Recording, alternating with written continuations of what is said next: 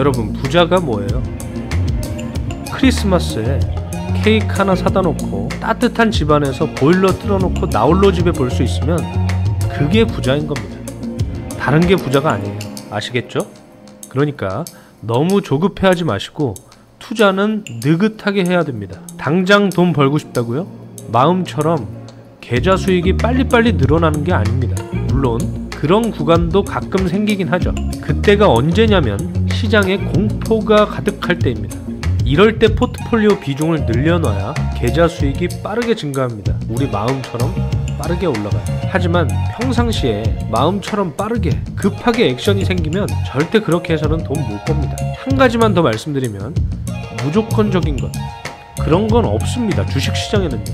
여러분의 탐욕과 희망을 이용하는 자들만 무조건, 그리고 99%의 확률이라고 말합니다. 자, 차트를 보겠습니다.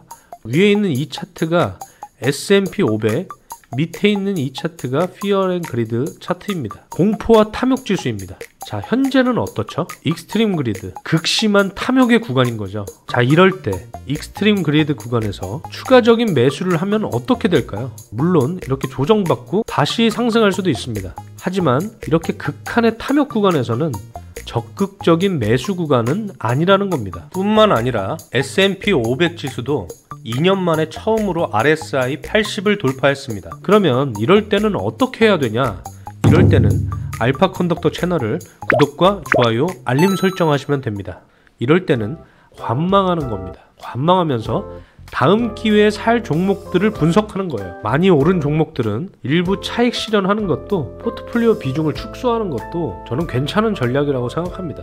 그리고 지난 시간에 말씀드린 ISM 비제조업 차트인데요, 50포인트를 기준으로 추이를 본다고 말씀드렸었죠. 이 추이가 하락하고 있는 추세이고 50포인트 하단으로 뚫고 내려가게 되면 항상 어떤 일이 있었다? 닷컴 버블, 리만 브라더스, 코로나 사태와 같은 증시에 대폭락이 있던 과거 사례가 있습니다. 이건 제조업 차트인데요, 제조업도 마찬가지로 50포인트 미만에서 이렇게 서성이고 있죠. 제조업 경기와 비제조업, 즉 서비스업의 경기가 안 좋은데 시장에서 금리 인하에 대한 기대감만으로 증시가 불타오를 수 있을까? 이런 걸 생각해 봐야 합니다. 금리 인하의 내용도 잘 살펴보아야 한다고 말씀드렸었죠. 전에 올린 이 영상 참고하시면 됩니다. 많이 오른 주식은 일부 차익 실현하는 것도 방법일 수 있다고 봅니다.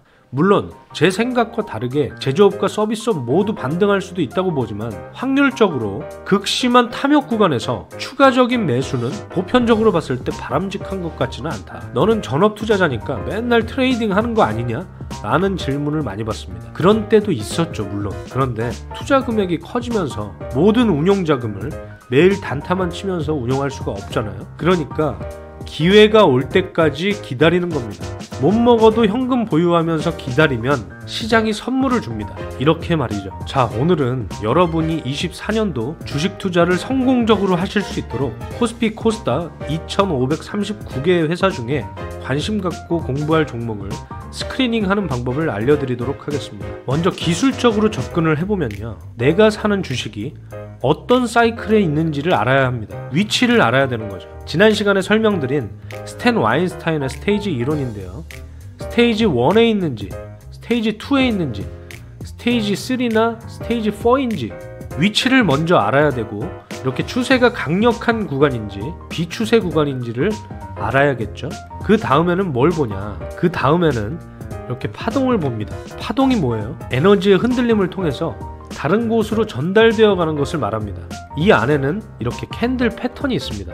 보이시죠? 이렇게 캔들 패턴들이 있고, 이런 캔들 패턴들을 기준일의 평균값으로 연결해 놓은 것이 이동평균선입니다. 이평선이라고 하죠. 이평선의 기울기를 보면서 단기, 중기, 장기의 추세를 보는 겁니다. 이해되시죠? 다시 한번 설명드리면, 이런 추세가 있고 이 추세 안에는 이런 파동들이 있고, 이 파동 안에는 캔들 패턴이 있고, 이 캔들 패턴을 기준일의 평균값으로 연결해 놓은 이평선을 본다. 이걸 실제 차트로 살펴보면요, 이런 스테이지 1 구간에서 레지스탕스 존을 이렇게 돌파하게 되면 추세가 형성되게 되고 스테이지 2로 가게 됩니다. 그리고 스테이지 2에서 스테이지 3, 이 고점에서 변동성 구간을 거쳐서 다시 대세 하락하는 스테이지 4 구간이 있는 거예요. 스탠 와인스타인은 이렇게 상승하는 스테이지 2 구간에서만 분할로 매수하라고 얘기를 했지만 한국 시장의 특성상 실적 상향 기업이 선행적으로 움직이는 경우가 많습니다. 이벤트 드리븐 등으로 주가가 선행적으로 움직인다면 단기 이평선이 장기 이평선을 돌파하거나 돌파하기 직전에 수렴한 경우에 이 회사가 좋은 회사거나 좋은 산업에 속해 있는 기업이면 관심을 가져볼 필요가 있다. 그래서 제 생각에는 스테이지 1 구간에서도 괜찮은 기업들, 영업이익이 폭발적으로 증가하는 기업들은 관심 갖고 매수해 볼 수도 있다라고 생각을 합니다. 자, 그럼 기술적으로 스크리닝 조건을 잡아본다면 이렇게 단기 이평선이 장기 이평선을 골든 크로스 하거나 장기 이평선과 단기 이평선이 이렇게 수렴했을 때 관심을 가져볼 필요가 있다. 어떨 때? 이 회사가 좋은 회사거나 좋은 산업에 속해 있는 기업이라면 관심을 가져볼 필요가 있는 거겠죠. 주가 뒤에는 뭐가 있다고 그랬죠? 기업이 있습니다. 기업을 평가할 때는 근본적으로 이 회사가 돈을 잘 벌고 있는지, 매출액이 증가되고 있는지, 그에 따른 영업이익은 잘 내고 있는지, 돈의 흐름, 잉여 현금 흐름 등을 볼 수 있겠죠. 그런데 대부분 영업이익에 대한 이야기를 하면 영업이익을 잘 내고 있는 회사들은 이미 주가가 다 상승해 있지 않냐 라고 반문하실 겁니다. 그것도 물론 맞는 얘기입니다. 그렇기 때문에 뭘 봐야 하냐면 이익의 지속성과 이익의 증가 속도를 봐야 합니다. 이게 핵심이에요. 한국 시장에는 시클리컬 종목이 워낙 많기 때문에 계절성도 고려해야 되고 산업의 사이클 주기를 반드시 고려해야 되지만 실적주 관점에서 본다면 1, 2분기 실적 증가 추이를 보는 게 아니라 1, 2년, 길면 2, 3년간의 실적을 증가시킬 수 있는 기업을 봐야 합니다. 조금 더 디테일하게 설명드리면 이렇게 2분기 이상 영업이익이 증가하고 자 이렇게 YOY로도 성장하고 있는 기업, 이렇게 증가 속도가 빠를수록 좋겠죠. 이런 종목들을 찾아보시면 좋을 것 같습니다. 이렇게 적자 기업에서 흑자 전환하고 나서 그 다음 해에도 폭발적으로 상승하는 기업, 이런 기업들은 실적주라고 볼 수 있겠죠. 방금 보신 손익계산서상의 종목인데요, 장기적으로 이렇게 하락하다가 어닝 서프라이즈가 나오면서 반등하죠. 점진적으로 영업이익이 증가하면서 주가는 횡보했다가 상승 추이에 있는 상태입니다.